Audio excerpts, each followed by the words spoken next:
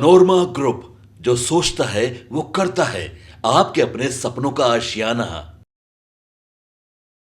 2 दिन पहले तक ये चर्चा खूब जम के चल रही थी कि नीतीश कुमार और तेजस्वी यादव के बीच में एक समझौता हुआ है और समझौते के तहत दोनों एक साथ आने वाले हैं।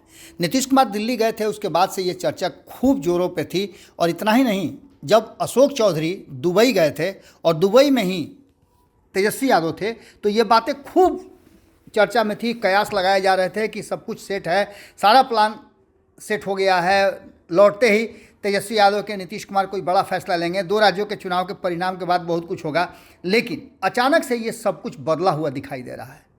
अब तेजस्वी यादव पूरी तरह से 2025 के चुनाव की तरफ फोकस कर रहे हैं। हालांकि दुबई जाने से पहले भी उन्होंने यात्रा शुरू की थी और इस यात्रा के दौरान उन्होंने मुलाकात करके आने वाले 2025 के विधानसभा चुनाव को लेकर के रणनीति बनाने और अपने कार्यकर्ताओं को तैयार रहने की बात कही थी। इतना ही नहीं, तेजस्वी यादव और नीतीश कुमार को लेकर के उन पर कई तरह के आरोप लगते हैं। कहा यह जाता है कि 35 साल में इन दोनों ने मिलकर के बिहार को बर्बाद कर दिया है, पलायन प्रदेश बना दिया है। लेकिन इन सभी बातों को अगर दरकिनार करते हुए तेजस्वी यादव की बात सुने तो तेजस्वी यादव ने एक एंगल लेते हुए अब एक नया रास्ता अपनाया है, जो 2020 से बिल्कुल अलग नज़र आ रहा है। 2020 के चुनाव में तेजस्वी यादव सत्ता में पहुंचते पहुंचते रुक गए थे, लेकिन अब इस बार वो मजबूत तैयारी करने के लिए अपने आप को और अपनी टीम को रेडी कर रहे हैं। बिहार के लिए पलायन शुरू से ही सबसे बड़ा समस्या रहा है और इस समस्या का समाधान निकालने की हर संभव कोशिश नाकाम रही है। ये बातें हम लगातार आपको बताते रहे हैं, लेकिन अब इस पर तेजस्वी यादव ने भी अपनी बात की है। उन्होंने कहा है कि इस बात को लेकर के सरकार को कई तरह की योजनाएं चलाने की ज़रूरत है और सरकार इस पर ध्यान दे। उन्होंने कहा है कि कई दावों के बावजूद सूबे के अंदर पलायन का दर किस कदर बढ़ रहा है, इस बात से इनकार नहीं किया जा सकता है और ये आंकड़े सभी के लिए सार्वजनिक रूप से हैं। ऐसे में इस बढ़ते हुए पलायन को लेकर के किस तरह से आगे की रणनीति बनाई जाए, इसको लेकर तेजस्वी यादव ने अपनी रणनीति बताई है। उन्होंने बिहार की एनडीए सरकार पर सवाल खड़ा करते हुए कहा है कि जिस तरह से पिछले 20 सालों से सत्ता पर काबिज हैं मुख्यमंत्री नीतीश कुमार, लगातार वो दूसरी सरकारों पर उंगली उठाते हैं, लेकिन उनकी सरकार में अब तक उनकी नींद नहीं टूटी है कि किस तरह से बिहार के लोग जा कर के अलग अलग राज्यों में काम करते हैं और उनके परिवार के लोगों की जो माली हालत है वो कैसी है। बिहार को लेकर के जिस तरह की बातें कही जा रही हैं, जिस तरह से रोज़गार मुहैया कराने में सरकार पिछड़ रही है, वो कहीं ना कहीं इस बात की तरफ इशारा कर रहा है कि पूरी तरह से नीतीश सरकार फेल है।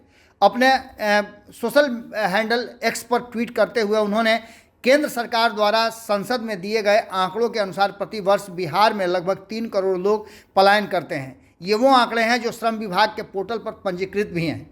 एक अनुमान के अनुसार बिहार में लगभग 5 करोड़ लोग प्रतिवर्ष और अस्थायी नौकरी रोजगार के लिए पलायन करते हैं। 20 वर्षों की नीतीश बीजेपी सरकार में पलायन के आंकड़े बहुत भयावह है। इस पर विशेष निगाह देने की बात तेजस्वी यादव ने की है। तेजस्वी यादव ने कहा है कि 20 वर्षों में एनडीए सरकार ने बिहार में उद्योग धंधे लगाने की दिशा में कोई सकारात्मक कदम नहीं उठाया है और जब हमने प्रयास किया तब कहीं ना कहीं नीतीश कुमार ने उसको भी रोक दिया। 17 महीनों के हमारे कार्यकाल में राजद जो उद्योग विभाग को लेकर के निवेश के लिए 50,000 करोड़ के एमओयू पर साइन करवाए थे, उसका भी कोई अब तक अता पता नहीं है। इतना ही नहीं, तेजस्वी यादव ने बिहार सरकार के साथ साथ 10 वर्षों की डबल इंजन की सरकार यानी नरेंद्र मोदी की सरकार जो केंद्र में है उसको लेकर के भी ज़बरदस्त हमला किया है। तेजस्वी यादव ने कहा है कि जिस तरह से बिहार ने भारतीय जनता पार्टी और एनडीए की सरकार को बिहार से झोली भर भर के सीट दी है, उसके अनुसार बिहार के साथ दोहरे असर का व्यवहार किया गया है।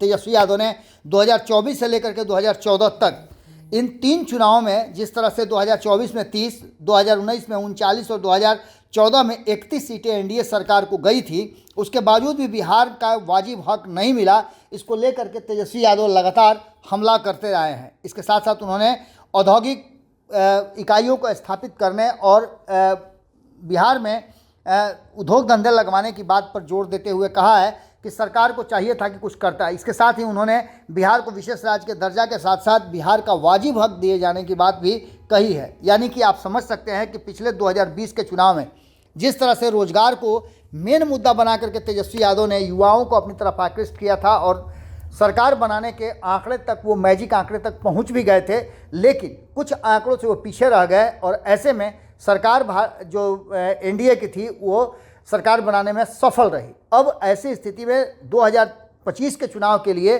तेजस्वी यादव ने एक नया मुहिम छेड़ा है और ये मुहिम पलायन के साथ साथ रोजगार देने की है। 2020 में भी इसमें वो सफल रहे थे। 17 महीने के सरकार में भी उनके द्वारा जो लोगों को नौकरी, 10 लाख लोगों को पहली कलम से नौकरी देने की बात की गई थी, इन सभी बातों को लेकर के तेजस्वी यादव निश्चित रूप से नीतीश कुमार पर हमलावर है और आने वाले 2025 के लिए भी रोजगार और पलायन को उन्होंने मुख्य मुद्दा बनाया है। अब देखना दिलचस्प होगा कि नीतीश कुमार और उनकी टीम कैसे इस मुद्दे पर निपटती है।